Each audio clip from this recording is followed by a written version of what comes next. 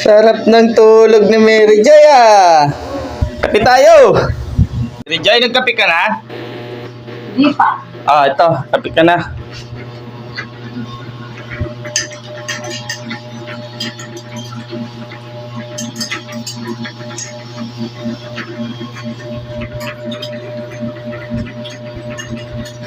May tinapay pala dito ne.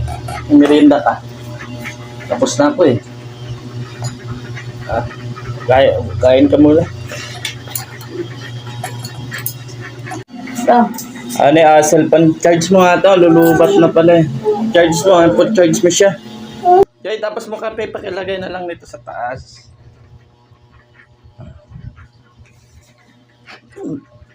May dumi yung mata mo, Joy, oh.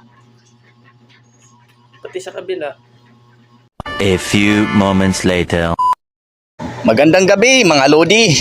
Mayroon nga pala ako single mom na tutulungan. At ito nga pagpasok ko sa bahay niya tulog pa siya. Agad ko naman ito tinimplahan ng kape. Bakas talaga sa mukha niya na talagang wala pa siyang kain. Kasi talagang mahina at namumutla na siya. At sa lapag lang din siya natutulog. At pagkatapos nga nitong magkape pinakain ko naman siya. Para mahimasmasan siya. At mawala ang pamumutla niya. At pagkatapos ay binigyan ko na rin siya ng cellphone para may kontak siya sa kamag-anak niya. At dinalahan ko na rin siya ng unan, damit at saka kumot. At dito nga, hindi na niya mapigilan na mapaluha siya.